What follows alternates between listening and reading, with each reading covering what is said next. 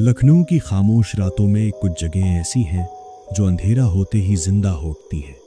ये कहानी है एक ऐसी ही रात की जहां हकीकत और साया आमने सामने आ गए। आप देख रहे हैं राहत फ्लिक्स। ये कहानी है नवाबों के शहर लखनऊ की, जहां की तहजीब और सुस्ती पूरी दुनिया में मशहूर है।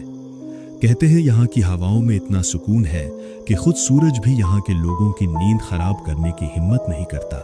90 के दशक का दौर था। सर्दियां अपने दस्तक दे चुकी थीं और शाम ढलते ही पूरा शहर कोहरे की चादर ओढ़ लेता था।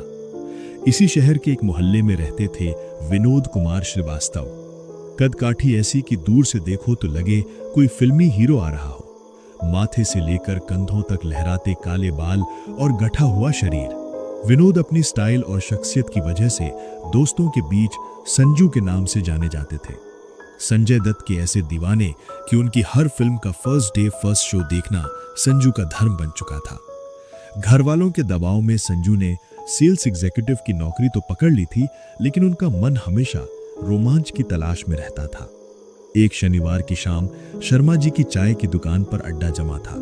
पुराने दोस्त एक एक करके अपनी शादीशुदा जिंदगियों में मशगूल होते जा रहे थे और संजू को अपनी जिंदगी बेरंग लगने लगी थी। बातों बातों में चर्चा छिड़ी कि कुछ ऐसा किया जाए जिससे रगों में दौड़ता खून जम जाए। किसी ने देश घूमने की बात की तो किसी ने संजू को अपनी उस गर्लफ्रेंड को प्रपोज करने की सलाह दी जिससे वो 5 साल में हेलो तक नहीं बोल पाए थे। पर संजू जानते थे कि उस लड़की के 4 पहलवान भाइयों के सामने उनकी संजू बाबा वाली इमेज धरी की धरी रह जाएगी। आखिरकार तय हुआ कि कुछ ऐसा किया जाए जो असली मर्दानगी की पहचान हो। एक रात किसी ऐसी जगह गुजारी जाए जहां रूहों का बसेरा हो। घंटों की बहस के बाद दिलकुशा कोठी का नाम फाइनल हुआ। वजह साफ थी, वो जगह पास भी थी और उसके डरावने किस्से इतने मशहूर नहीं थे कि कोई जाने से मना करते। रात के 9:30 बज रहे थे। दिसंबर की सर्द हवाएं हड्डियों को चीर रही थीं। संजू अपनी साइकिल लेकर सोमनाथ द्वार के पास रेलवे पुल पर पहुंचे। वहां उनका लंगोटिया यार मनोज, जिसे सब मन्नू कहते थे, पहले से मौजूद था।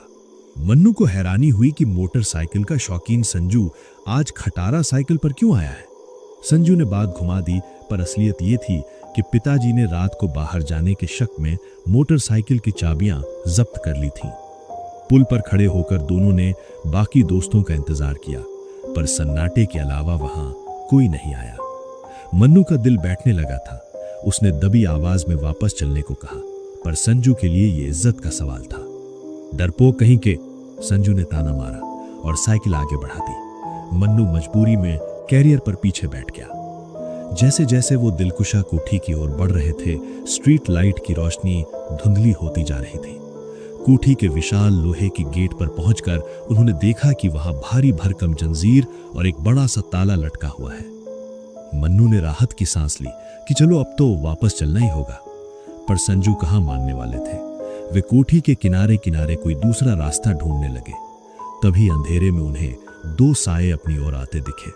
पास आने पर पता चला कि वो एक जोड़ा था, शायद पति पत्नी। संजू ने उनसे दूसरे गेट के बारे में पूछा। उस आदमी ने कोई जवाब देने के बजाय अपनी उंगलियों में फंसा सिगार दिखाया और लाइटर मांगा।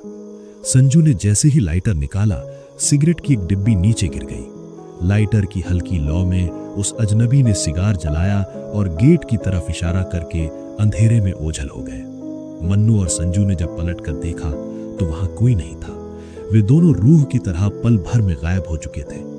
मन्नू की घिग्गी बन गई, पर संजू ने दिल करा किया और वापस उसी बंद गेट पर आए। मन्नू ने जैसे ही उस भारी ताले को छुआ, एक चमत्कार हुआ। जो ताला हाथ लगाने से भी नहीं हिल रहा था, वो जंजीर समेत खुद ब खुद नीचे गिर गया और भारी कपाट चरमराते हुए खुल गए। ये देखकर मन्नू की हिम्मत जवाब दे गई। उसने साइकिल वहीं छोड़ी और सिर पर पैर रखकर रेलवे पुल की तरफ दौड़ लगा दी। संजू अब अकेले थे। उन्होंने कोठी के अंदर कदम रखा।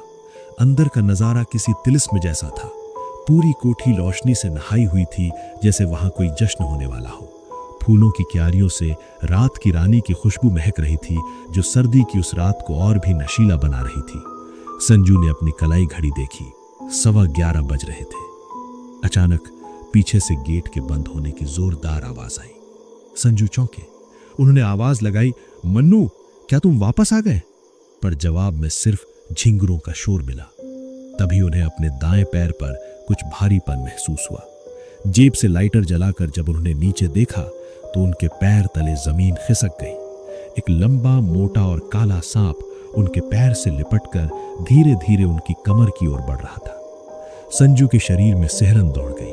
वे पागलों की तरह पैर पटकने लगे, पर सांप की पकड़ मजबूत थी। घबराहट में संजू का पैर फिसला और वो पीठ के बल गिर पड़े। लाइटर हाथ से छूटकर बुझ गया। अब वो काला सांप उनकी छाती पर कुंडली मारकर बैठा हुआ था।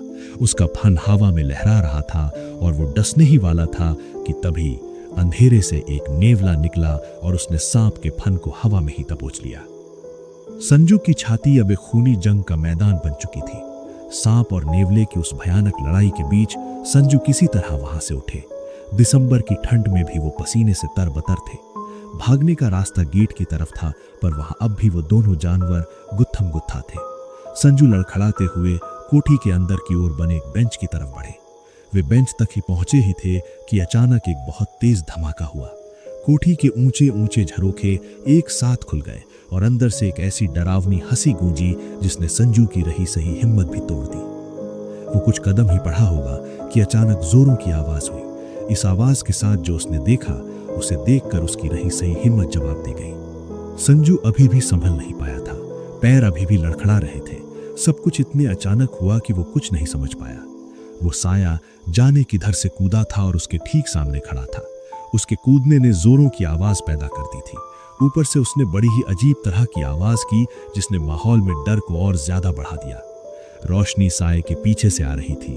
उसका चेहरा दिखाई नहीं पड़ रहा था, पर यह जरूर समझ आ रहा था कि वो कुछ खास लंबा नहीं था। पर वो आखिर था क्या? संजू ने अपने आप को कुछ काबू करने की कोशिश की, पर माहौल में जो डर भर गया था वो उसको ऐसा करने नहीं दे रहा था। उस साये ने फिर जोरों की आवाज की और फिर लगातार जोर जोर से वह आवाज करने लगा। आवाज तो किसी जानवर सी थी, पर साया तो दो पैरों पर था। अब तो वो साया आक्रामक होता जा रहा था। वो आवाज निकालने के साथ साथ अपनी जगह पर कूदने भी लगा था। उसकी लंबी पूंछ भी अब हवा में लहराने लगी थी। संजू को अब तक समझ आ गया था कि जो सामने जो साया है वो दरअसल एक बंदर है, पर उसने कभी इतना बड़ा बंदर नहीं देखा था, और वो भी दो पैरों पर। कहीं वो लंगूर तो नहीं हो भी सकता है, संजू ने अपने आप को शांत करते हुए सोचा। तभी और साए उसके सामने दाहिने तरफ लगे एक बड़े से पेड़ से कूदे। वो तीन थे। उनके कूदते ही पहले वाला ज्यादा आक्रामक हो गया। वो उस पर झपटा, साथ ही बाकी भी उसकी तरफ लपके। संजू इसके लिए बिल्कुल भी तैयार नहीं था। वो पीछे हटा, पर 2 कदमों से ज्यादा न पीछे हो सका। सांप और नेवला अभी भी बीच रास्ते पर गुत्थम गुत्था थे। पहले वाला साया उससे कुछ 5 फीट की दूरी पर था और बाकी उसके पीछे। उनमें से एक ने अपना सर ऊंचा उठाया और जोर से आवाज लगाई। पास के पेड़ पर जोरों की हलचल हुई। उसको ये समझते समय नहीं लगा कि उसने अपने और साथियों को बुलाया है। उसी पल 3 या 4 और साए उसके सामने कूद पड़े। उसमें इतनी हिम्मत नहीं बची थी कि वो उनकी गिनती कर सके। सभी उस पर हमले के लिए तैयार थे। संजू को कुछ सूझ नहीं रहा था। धड़कन बहुत तेज हो चुकी थी। पैर अभी भी लड़खड़ा रहे थे और वो पसीने से बुरी तरह से सराबोर था। तभी उसको जाने क्या सूझा और जाने कहां से उसमें ताकत आई, अपने कंधे पर लटका बैग जोरों से बाईं तरफ अंधेरे में उछाल दिया। वो सब उसको छोड़कर उस बैग पर शोर मचाते हुए झपट पड़े। उसने राहत की सांस ली। वो लंगूर ही थे। एक के चेहरे पर एक पल के लिए पड़ने वाली रोशनी ने उसके शक को सही साबित कर दिया। अब उन सभी के लड़ने की आवाज आ रही थी, जो कि धीरे धीरे दूर होती जा रही थी। उसमें खड़े रहने की रही सही ताकत भी खत्म हो चुकी थी। किसी तरह हिम्मत जुटाकर एक बार फिर बेंच की ओर बढ़ा। बेंच दोराहे पर दाएं मुड़ते ही लगी थी। वो उस पर जाकर बैठ गया। सामने रास्ते की दूसरी तरफ 2 पेड़ थे, जिनके बीच से कोठी साफ दिख रही थी। वो इतना थक चुका था कि बैठते ही उसको बेहोशी छाने लगी। चारों तरफ होता शोर अचानक बंद हो गया। कोठी की तरफ से आने वाली रोशनी भी एकदम से गायब हो गई थी। वो अपना होश गंवा बैठा था। पता नहीं वो वहां उसी बेंच पर कितनी देर बेसुध पड़ा रहा। उनको ठंड लग रही थी। अब उनकी बेहोशी टूटने लगी थी। कोठी की तरफ से कुछ आवाजें आ रही थीं। वो उठकर सीधा बैठ गया। कोठी और उनके बीच का लॉन रोशनी से नहाया हुआ था। पीछे कोठी धुंधली सी दिख रही थी। लॉन में हलचल थी। कुछ लोग चहलकदमी कर रहे थे। वो उन सबको आश्चर्य से देख रहा था पर कुछ समझ नहीं पा रहा था। लॉन में जो लोग थे उनमें से ज्यादा तो सूट पहने थे और कुछ साधारण कपड़ों में थे, पर यह पहनावा जरूर कुछ पुराने फैशन का था। कौन है ये लोग? उसने खुद से सवाल किया, जबकि उसको पता था कि इसका कोई जवाब नहीं है। उसने घड़ी पर नजर डाली, 3 बजने को थे। वो जहां बैठा था वो जगह पूरी तरह अंधेरे में डूबी हुई थी। अगर कोई लॉन से देखे तो वो उसको नहीं देख सकता था, पर उसको लॉन के नजारे साफ दिख रहे थे। पेड़ों के बीच उसने देखा कि लॉन में अब सिर्फ 2 ही लोग रह गए थे। बाकी सब लोग, शायद 10-12 या फिर कुछ ज्यादा होंगे, कोठी की तरफ खड़े थे। रोशनी जरूर तेज थी, पर इतनी नहीं कि इस दूरी से लोगों के चेहरे देखे जा सके। दूर खड़े लोगों में से 2 लोग थोड़े आगे आए। उनमें से एक जोरों से कुछ बोलने लगा। हवा का रुख संजू की तरफ था। उसको सब साफ सुनाई पड़ रहा था। आज हम सब यहाँ क्यों जमा हुए हैं ये बताने की जरूरत नहीं है, फिर भी ये बताना जरूरी है। वो कुछ पल रुका। आप सब मेरी बाईं तरफ खड़े बेहतरीन पेंटर जेम्स गावर को अच्छी तरह जानते हैं। उसने जेम्स की तरफ इशारा किया। वो लगातार जमीन को देखे जा रहा था। और मेरी दाईं तरफ है कैप्टन ब्रूस विलिस। कैप्टन की जांबाजी के कारनामों से हम सब वाकिफ हैं। कैप्टन ने अपने दोनों हाथ उठाकर खड़े लोगों की तरफ लहराया। क्या ये लोग अंग्रेज हैं? भूत? सोचकर ही उसका खून जम गया। एक पल तो उसका मन हुआ कि वो भाग जाए, पर वो अपनी जगह से उठ ना सका, जैसे किसी ने उसको उस बेंच से बांध दिया हो। कैप्टन ब्रूस और पेंटर जेम्स दोनों की चाहत एक ही है, लिली हडसन। उसकी आवाज बुलंद हो गई थी। सवाल यह है कि लिली आखिर चाहती किसको है? वो खुद कंफ्यूज है। एक तरफ जाने माने पेंटर और दूसरी तरफ जांबाज कैप्टन हो तो ये होना ही है। वो कुछ रुका और अपने सामने खड़े दोनों लोगों पर नजर डाली।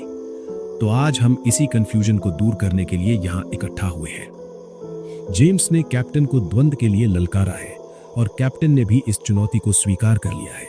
वो रुका और गला खखारा। इधर संजू बिना पलक झपकाए ये सब ऐसे देख रहा था जैसे कि टेलीविजन पर भारत पाकिस्तान का क्रिकेट मैच चल रहा हो। मैं ह्यूग लॉयड आप में से दोस्त जेम्स को सेकंड करूंगा और इस द्वंद्व पर नजर रखूंगा, और आप कैप्टन विलियम ब्राउन अपने दोस्त कैप्टन ब्रूस को सेकंड करेंगे। उसने अपने साथ खड़े व्यक्ति की तरफ इशारा करते हुए कहा, और आप सब बनेंगे इस द्वंद्व के गवाह। ह्यूग ने दोनों हाथों को ऊपर उठाकर जोरदार आवाज में कहा। ह्यूग और विलियम आगे बढ़े, अपनी अपनी जेबों से एक एक पिस्टल निकाली और उनको लोड किया। विलियम ने पिस्टल कैप्टन ब्रूस को और ह्यूग ने पिस्टल जेम्स को पकड़ा दी। पेंटर जेम्स और कैप्टन ब्रूस लॉन के बीचों बीच आकर एक दूसरे से दूर लगभग 120 फीट चलकर रुककर घूम गए। जेम्स सामने वाले छोर पर था और कैप्टन की पीठ संजू की तरफ। दोनों आमने सामने थे, द्वंद्व के लिए तैयार। संजू को चाय की बड़ी जोर की तलब लगी थी। वो भूल चुका था कि वो कहाँ है। उसके दिमाग में सिर्फ एक ही सवाल चल रहा था, क्या एक पेंटर एक कैप्टन से द्वंद्व जीत सकता है? सवाल के जवाब के लिए ज्यादा इंतजार की जरूरत नहीं थी। रेडी?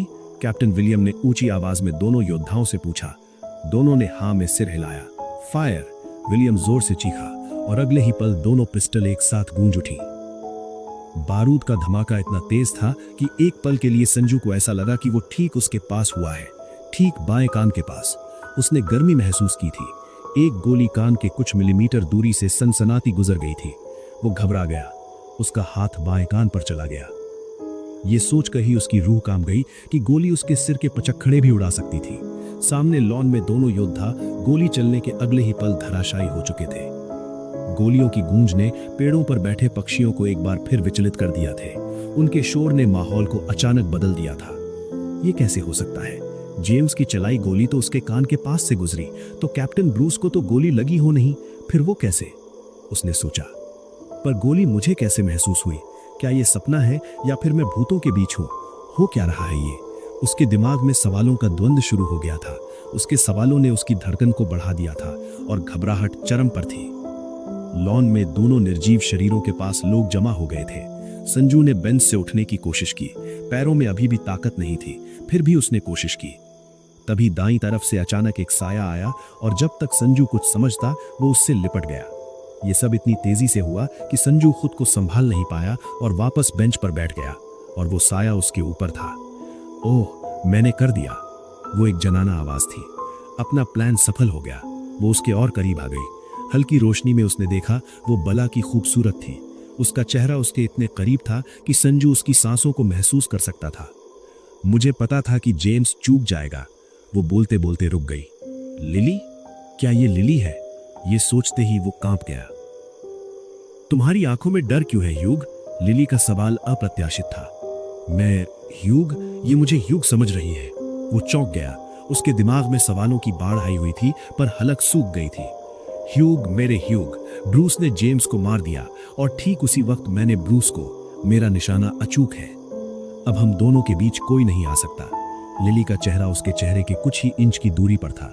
संजू की घबराहट का आलम यह था कि वो बस लिली को देखे जा रहा था और दिल की धड़कनें इतनी बढ़ चुकी थीं कि डर उनको कभी भी रोक सकता था। आई लव यू ह्यूग, बोलते हुए लिली ने उसके होठों पर अपने अधरों को रख दिया। लिली, लिली, पास ही अंधेरे से पुकारने की एक मर्दाना आवाज आई। लिली खड़ी हो गई और दोनों उस ओर देखने लगे जिधर से आवाज आई थी। लिली, लिली, एक बार फिर आवाज आई। इस बार आवाज बेहद करीब से आई थी। संजू आवाज को पहचान चुका था। आवाज ह्यूग की थी जो कि उसने द्वंद से पहले सुनी थी। तुम यहां क्या कर रही हो लिली? ह्यूग ने अंधेरे से निकल पास आते हुए कहा। हिम्मत करके संजू भी अब खड़ा हो चुका था पर पैर बुरी तरह कांप रहे थे। ह्यूग की कद काठी बिल्कुल उसकी तरह ही थी, वैसा ही डील डॉल, वैसे ही लंबे बाल, वैसे ही हाव भाव। ह्यूग थोड़ा और आगे बढ़ा। उसके चेहरे को कोठी की तरफ से आने वाली रोशनी में हल्का ही सही पर साफ दिखने लगा। उसका चेहरा देखते ही संजू के होश उड़ गए और पैरों तले जमीन खिसक गई। उसको लगा वो ह्यूग को नहीं, खुद को आईने में देख रहा है। हूबहू उसकी शक्ल सूरत थी उसकी। चलो निकले यहां से। ह्यूग ने आगे बढ़कर लिली का हाथ पकड़ा और दोनों तेजी से एक ओर बढ़ गए। कौन था वो? मुझे लगा कि तुम हो। दोनों अंधेरे में गायब हो गए। उन दोनों के वहां से जाते ही माहौल फिर एकदम से शांत हो गया। पर जो कुछ भी हुआ उसने संजू को बुरी तरह से अशांत कर दिया था। उसका मुंह सूख रहा था, पैर कांप रहे थे, पसीने से वो एक बार फिर सराबोर हो चुका था। उसने हिम्मत की और गेट की तरफ दौड़ लगा दी। इस बात के 2 दिन गुजर गए। हमेशा की तरह सारे दोस्त चाय की दुकान पर जमा हो रहे थे पर महफिल की शान संजू नादारत थे। मन्नू को भी उसकी कोई खबर नहीं थी। वो तीसरे दिन खोज खबर लेने संजू के घर ही पहुंच गया। संजू घर पर ही था। उसने ही दरवाजा खोला। क्या हुआ संजू भैया, आए नहीं बहुत दिनों से अड्डे पर? अंदर आते ही मन्नू ने सवाल दागा। संजू ने कोई जवाब नहीं दिया। काहे उड़े उड़े लग रहे हैं? उसने दूसरा सवाल कर दिया। इस सवाल का भी जवाब नहीं मिला उसको। हम तो भाग आए थे उस दिन, उससे नाराज है क्या? नहीं, संजू के मुंह से शब्द निकले। हुआ क्या? कुछ तो बताइए हमको भी। मन्नू आज तो सवालों का पुलिंदा लेकर आया था। संजू ने आखिरकार सारी कहानी उसको सुना डाली और मन्नू उसको शांति से सुनता रहा। ये तो किसी फिल्म की कहानी है, काहे को बेवकूफ बना रहे हैं? मन्नू ने छूटते ही कहा। संजू चुपचाप उठा, अलमारी से कुछ निकाल कर ले आया और सामने टेबल पर रख दिया। वो कपड़े में लिपटा कुछ था। क्या है ये? मन्नू ने पूछा। खुद ही देख लो, संजू ने कपड़ा हटाते हुए कहा। अगले पल टेबल पर एक बेहद पुरानी पर खूबसूरत पिस्टल रखी थी। पिस्टल देखते ही मन्नू अपनी जगह से उछल गया। ये क्या बला है? ये वही पिस्टल है जिससे लिली ने कैप्टन ब्रूस पर गोली चलाई थी। पर आपको किधर से मिली? पता नहीं, जब वापस आया तो जैकेट के अंदर थी। ये पिस्टल काफी समय तक संजू की अलमारी की गहराइयों में छुपी रही पर कुछ साल पहले ही ये अचानक गायब हो गई। पर वो घटना आज तक वो भूल नहीं पाया है। तब से अब तक उसने फिर कभी दिलकुशा कोठी की तरफ रुख नहीं किया। दिलकुशा कोठी की वो रात बीत गई पर उसका साया आज भी बाकी है। सच था या वहम, इसका जवाब शायद कभी न मिले। ऐसी ही डरावनी कहानियों के लिए जुड़े रहिए रात फ्लिक्स के साथ।